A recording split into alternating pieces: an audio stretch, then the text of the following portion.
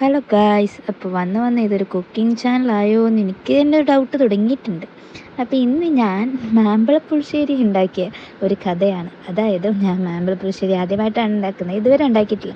അപ്പോൾ അതെങ്ങനെയാണെന്ന് നോക്കാം. ഇനി മാമ്പഴപ്പുളിശ്ശേരി എന്ന് പറഞ്ഞാൽ ട്രോളാവരുത്, മാമ്പഴപ്പുളിശ്ശേരി രണ്ടും പറയും. അപ്പം ഞാൻ ഏതാ കറക്റ്റ് എന്ന് അറിയാൻ പാടാത്തതുകൊണ്ട് പറഞ്ഞതേ ഉള്ളൂ. എനിക്കും അറിയില്ല ഏതാ കറക്റ്റ് എന്ന്, രണ്ടും പറയണ കേട്ടിട്ടുണ്ട്. അപ്പം മാമ്പഴപ്പുളിശ്ശേരി ആദ്യം തന്നെ ഇപ്പം മാങ്ങയൊക്കെ പൊളിച്ചെടുത്തിട്ടുണ്ട്. നല്ല പഴമാങ്ങ ആയതുകൊണ്ട് വലിയ കത്തിക്കൊന്നും പൊളിക്കേണ്ട ആവശ്യമൊന്നുമില്ല. ജസ്റ്റ് എവിടെ എന്തെങ്കിലും ഒരു വര വരച്ചിട്ട് പൊളിച്ചെടുക്കാവുന്നേ ഉള്ളൂ. അപ്പം പൊളിച്ചെടുത്തിട്ടുണ്ട്. കഴുകി വൃത്തിയാക്കിയിട്ടാണ് പൊളിച്ചെടുത്തത്.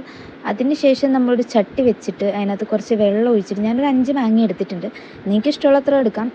എന്നിട്ട് ഇതിനകത്ത് ആവശ്യത്തിന് വെള്ളം ഒഴിച്ച് കൊടുക്കണം. നിങ്ങൾക്ക് എന്തോരാന്ന് വെച്ചാൽ ഇത് കഴിഞ്ഞിട്ട് നമ്മൾ ശർക്കരപ്പാനി ഒഴിക്കുന്നുണ്ട്. അപ്പോൾ അതനുസരിച്ച് വേണം വെള്ളം ഒഴിച്ച് കൊടുക്കാനായിട്ട്. അപ്പോൾ വെള്ളം ഒഴിച്ച് നന്നായിട്ട് തിളക്കണം. തിളച്ച് വരാൻ നേരത്ത് നമ്മൾ അതിനകത്തോട്ട് ശർക്കര പാനിയാക്കിയത് ഒഴിക്കും. ശർക്കര പാനിയാക്കിയെന്ന് പറയുന്നത് ആവശ്യത്തിനനുസരിച്ച് എന്തോരം ചാറ് വേണം. സാധാരണ ഇതിങ്ങനെ ചാറായിട്ട് വെക്കുന്നതല്ല ഈ ശർക്കര ഒഴിച്ച് വെക്കുന്നത്. ഇച്ചിരി കട്ടിക്ക് വെക്കുന്ന ടൈപ്പാണ്.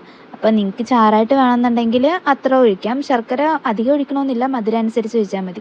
അപ്പം നമ്മൾ ഈ പഴമാങ്ങ കറി വെക്കുന്നതെന്ന് വെച്ചിട്ടുണ്ടെങ്കിൽ സാധാരണ വെക്കുന്നതിലും വെറൈറ്റി ആയിട്ടാണ് വെക്കുന്നത്. കാരണം സാധാരണ ശർക്കരയൊന്നും ഒഴിച്ചല്ലല്ലോ വെക്കുന്നത്. പിന്നെ എൻ്റെ ശ്രദ്ധ കൂടുതൽ കാരണം ഒന്ന് അടുക്കി പിടിച്ചായിരുന്നു. ഞാൻ പിന്നെ അത് ഒരു കണക്കിന് ഒക്കെ എടുത്തു. പിന്നെ ഇതിനകത്തോട്ട് ഒഴിക്കേണ്ട നെയ്യാണ്.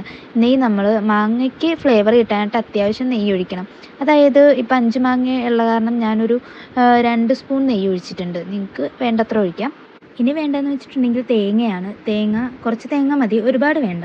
ആ 5 മാങ്ങയ്ക്കുള്ളത്രയും തേങ്ങയും പിന്നെ ഞാൻ 5 മാങ്ങ എടുത്ത കാരണം 5 ടീസ്പൂൺ തൈരും എടുത്തിട്ടുണ്ട്. നിങ്ങൾക്ക് തൈര് ഇഷ്ടമുള്ള പോലെ എടുക്കാം.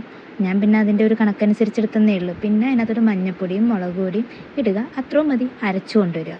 അരച്ചെടുക്കുമ്പോൾ പ്രത്യേകം ശ്രദ്ധിക്കണം, നമ്മൾ തട്ടിക്കൂട്ടി അരക്കാൻ നിൽക്കരുത്. നല്ല വെണ്ണ പോലെ അരച്ചെടുക്കണം, എങ്കിലേ നല്ലൊരു ടേസ്റ്റ് ഉണ്ടാകത്തുള്ളൂ. അതായത് ഇങ്ങനെ തേങ്ങ ഇങ്ങനെ കടിക്കാൻ കിട്ടരുത്, നന്നായിട്ട് അരയണം. എന്നിട്ട് തിളച്ചിരിക്കുന്ന മാങ്ങയ്ക്കകത്തോട്ട് ഈ തേങ്ങ അരച്ചത് ചേർത്ത് കൊടുത്തിട്ട് അത് തിളക്കാൻ നേരത്ത്, ആ തേങ്ങ തിളച്ച് വരാൻ നേരത്ത് ഈ ഫ്ലെയിം ഓഫാക്കി വെക്കും. പിന്നെ മസ്റ്റായിട്ടുള്ളൊരു കാര്യം, ഉപ്പിടാൻ മറക്കരുത്. ഞാൻ ഇതിനകത്ത് ഉപ്പിടാൻ മറന്നു പോയായിരുന്നു. ഞാൻ ഇടയ്ക്ക് വെച്ചിട്ട് ഉപ്പിട്ട്. അപ്പോൾ നിങ്ങൾ ഫസ്റ്റ് തന്നെ ഉപ്പിട്ടേക്കണം. നെക്സ്റ്റ് ആയിട്ടെന്ന് വെച്ചിട്ടുണ്ടെങ്കിൽ ഒരു പാൻ എടുത്തിട്ട് അതിനകത്തിട്ട് കുറച്ച് വെളിച്ചെണ്ണ ഒഴിക്കുക. എന്നിട്ട് ഉലുവ പൊട്ടിക്കണം. ഉലുവ പൊട്ടാനായിട്ട് കുറച്ച് സമയം എടുക്കും. അത് കാരണം ഫസ്റ്റ് ഉലുവ പൊട്ടിക്കണം. അതിന് ശേഷം കടുക് പൊട്ടിക്കണം. അത് പൊട്ടിക്കഴിയാൻ നേരത്ത് കുറച്ച് വേപ്പിലയും അതേപോലെ തന്നെ ഒരു 4 അല്ലെങ്കിൽ 3 വറ്റൽമുളകും കൂടി ഇട്ടേക്കണം. അതൊരു ടേസ്റ്റിന് വേണ്ടിയിട്ട് ഇടുന്നതാണ്.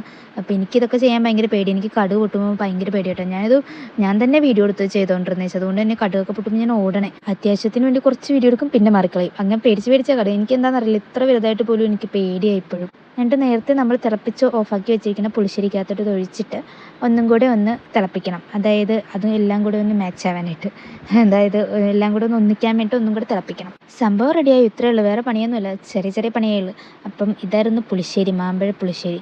അപ്പം സത്യം പറയാം, ഇതിന് നല്ല മധുരമൊക്കെയാണ്. അപ്പം നല്ല മധുരക്കറിയുടെ ടേസ്റ്റുമാണ്. വെറുതെ കഴിക്കാൻ എനിക്കിഷ്ടപ്പെട്ടു. എനിക്ക് ചോറിൻ്റെ കൂടെ ഒട്ടും പിടിക്കില്ല. നിങ്ങൾക്കൊക്കെ പിടിക്കുമായിരിക്കും, പക്ഷേ ഞാനിത് ചോറിൻ്റെ കൂടെ കഴിച്ചില്ല. വെറുതെ കഴിച്ചു കേട്ടോ. വെറുതെ മാത്രമേ ഞാൻ കഴിച്ചുള്ളൂ. ഞാൻ പറഞ്ഞില്ലേ, ഞാൻ ഉണ്ടാക്കിയപ്പോൾ അടുക്കി പിടിച്ചിട്ടുണ്ടായിരുന്നു. അതാണ് ആ മാങ്ങ കരിഞ്ഞ് കിടക്കുന്നത്.